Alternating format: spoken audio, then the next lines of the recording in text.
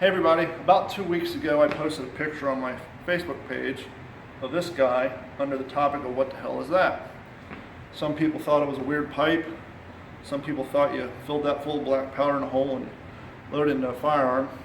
One guy got it right. This is a M-block clip holder. This is an M-block lock for an M1 Garand. Now the problem I have with mine is when you load your M-block, and yes, I'm messing around so it's not going to seat properly, you should be able just to slide the M-block in. It should lock on its own, allowing you to load it. But on mine, when I push it down, it doesn't lock into place. So I got to hold it down with one thumb, slam the carrier forward in order to get it to load. So I'm hoping by replacing that lever that it'll lock in there properly. So the first thing we want to do is make sure we're clear. We want to first strip the rifle. First thing you want to do is lift your lock up, release the trigger mechanism, still strip the rifle, cock this back to make it a little easier. Actually, leap forward. I'm going to take out the operating rod. Of course, this is all greasy, so it's a little hard. Slide the bolt back. And this is the lever. So you can see this guy, he's going to replace that. You have latches here, the hooks, that are supposed to hold the M-block in place when it slides down. Now there's a pin that holds this in place. I'm just going to use a bug light to press the pin forward. You can see it protrudes here.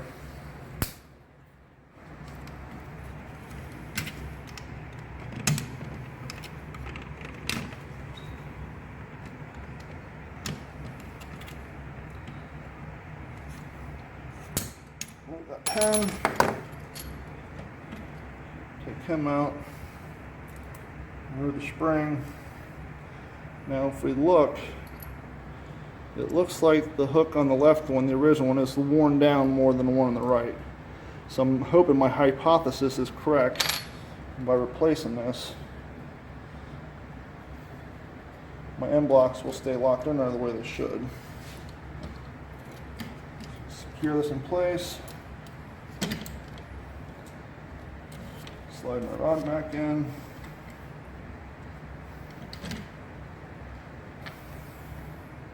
Now here's something I don't like. Check that out. The original one's bezeled right here. You can see a gap on this replacement. It's just a way for dirt to get in there. If it doesn't fix the problem, I'll put the original one back in. If it does, maybe I will order a better one. Put my operating rod back in.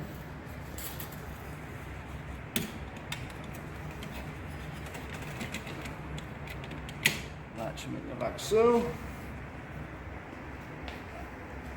Put my stock back on.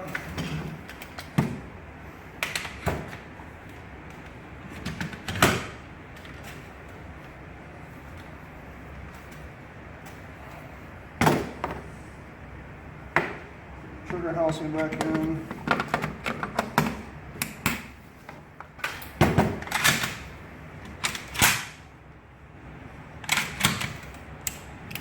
I wish I had another round, but let's just see if this guy locks in that way he's supposed to.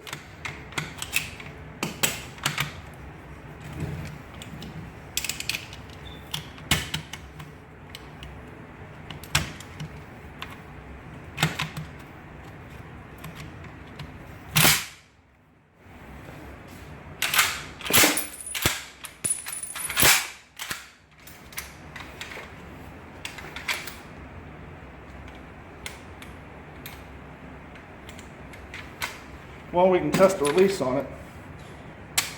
So the release works.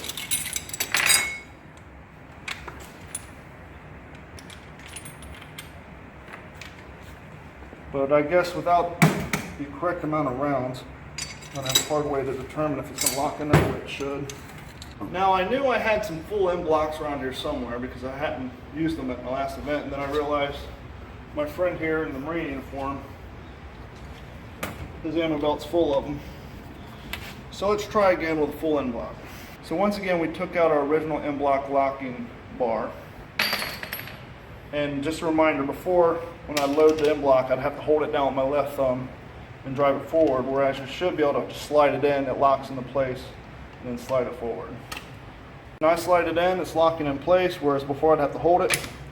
I can drive the round through, shoot the round, drive the next one, shoot the round, drive the next one.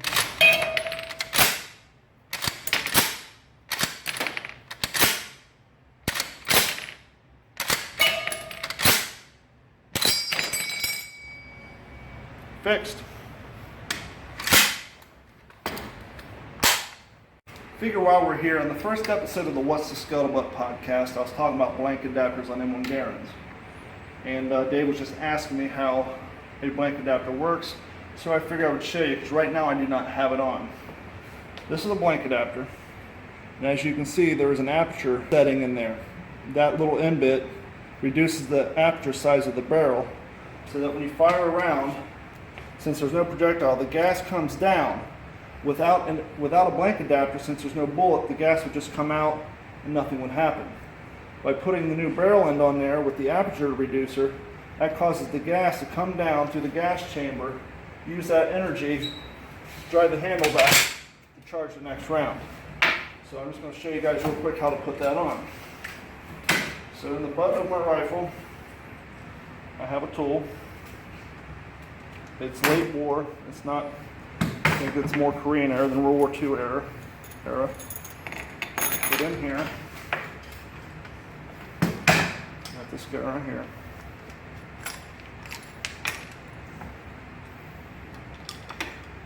This rod.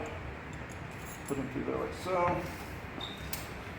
And you have what looks like a giant Phillips head screw. That is your gas lug. So we're simply going to loosen that.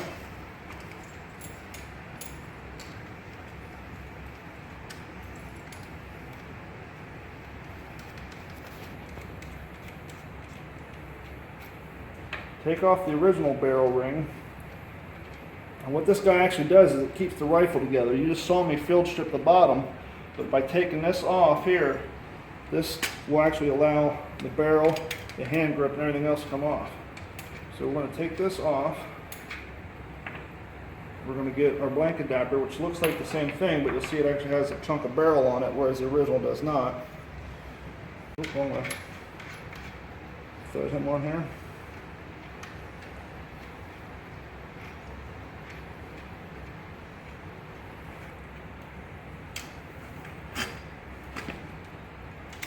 Take our gas plug, put it back in there.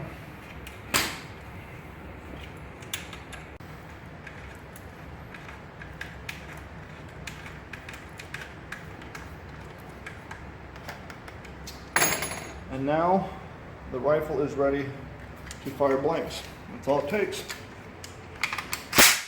Good to go.